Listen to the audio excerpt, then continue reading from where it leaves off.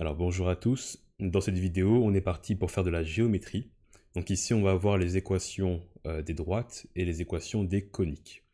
Alors du coup on commence directement avec l'équation des droites. Alors grosso modo il faut comprendre qu'une équation de droite il y avait trois méthodes pour l'écrire. Ce que je pouvais dire c'est que si j'ai un point qui appartient, donc c'est un point de coordonnées x1, y1, je pouvais tout simplement écrire mon équation sous la forme ici. Alors attention, comment est-ce que je fais pour calculer m? M, c'est delta y sur delta x. Donc même pour calculer m, attention qu'il va me falloir deux points. D'accord? Donc il y a un point, je remplace dans les coordonnées x1, y1, mais j'ai besoin d'un second point pour calculer la pente, et dès que j'ai la pente, je la mets devant la parenthèse. Alors c'est un petit peu le même principe ici avec la forme y est égale à mx plus p. Donc la seule différence c'est que je vais avoir besoin du coup de deux points pour calculer la pente. Et pour calculer mon b, ce que je fais c'est que je cherche lorsque x est égal à 0, ce que vaut mon y. D'accord? B, c'est ce qu'on va appeler l'ordonnée à l'origine. Alors dernière forme qui est importante, c'est la forme ici. Il faut comprendre que a et b, ce sont les composantes du vecteur qui est normal à la droite. Et donc ça c'est important, parce que imaginons que que je suis dans une situation où j'ai deux droites qui sont parallèles ou perpendiculaires. Qu'est-ce qui se passe si les deux droites sont parallèles? Je sais que j'ai y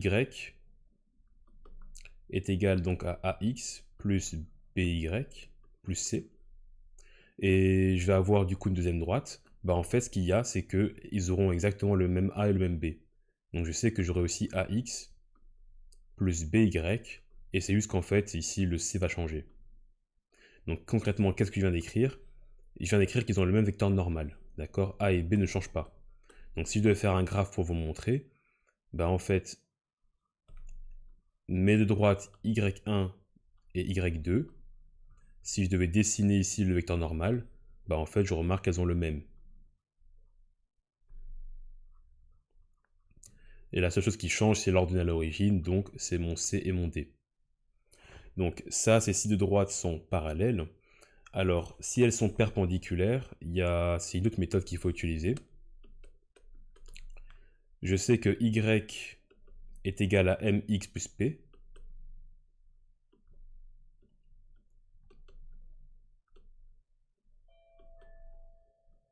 Et en fait, si deux droites sont perpendiculaires, je sais que m1 c'est égal à moins 1 sur m2. Donc souvent à l'examen, on va vous donner ici une équation de droite. Vous allez du coup en déduire le m1.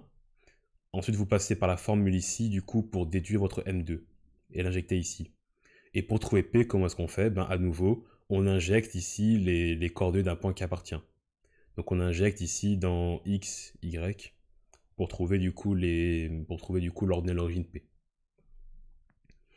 Donc ça, c'est si deux droites sont perpendiculaires. Alors bien évidemment, si deux droites sont parallèles, m1 est égal à m2.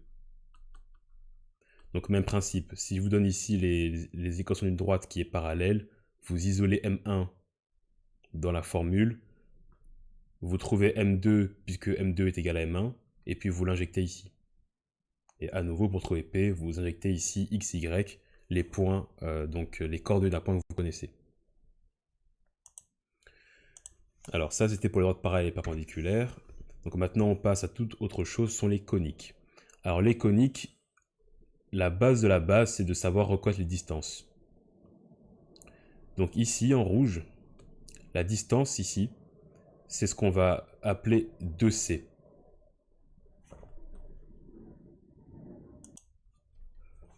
Et les points ici, en fait, c'est ce qu'on va appeler les foyers. D'accord? Donc ça, c'est ce qu'on va appeler du coup les foyers. Donc la distance entre les foyers, c'est une distance qu'on appelle 2 fois c. Alors le point qui est à l'extrémité, c'est ce qu'on va appeler du coup les sommets. Le sommet, la distance entre les deux sommets, c'est une distance qu'on va appeler 2 fois a.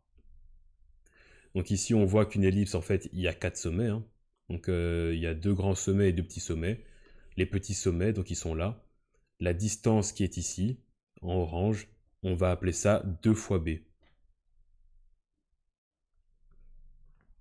Donc maintenant que j'ai a, b et c, alors quelle va être la relation qui va lier les trois? Alors ici, il y a un moyen mnémotechnique, je sais que c est plus petit que a, donc je le vois ici. Donc je mets c à gauche, je mets a à droite, et je prends le plus grand, je fais moins b carré. On le verra dans les hyperboles, ce sera l'inverse. Donc c et a seront inversés.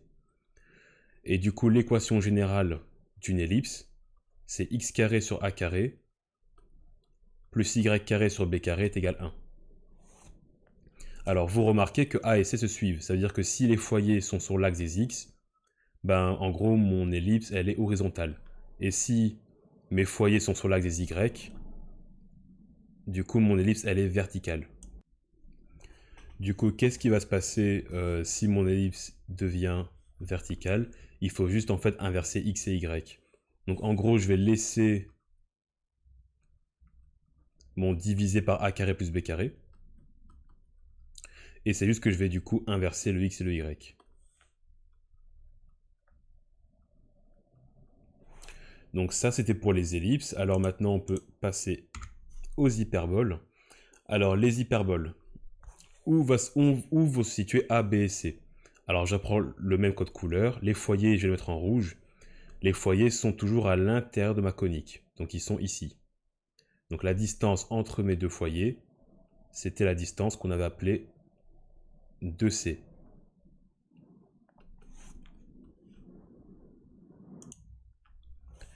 Alors les sommets, où sont-ils? Donc je reprends le même code couleur que ce que j'ai fait tout à l'heure. Donc tout à l'heure les sommets, je les avais mis ici en jaune. Alors je vais prendre le même code couleur. Donc en jaune, on met les sommets. Les sommets sont ici. Donc la distance entre mes sommets, c'est 2A.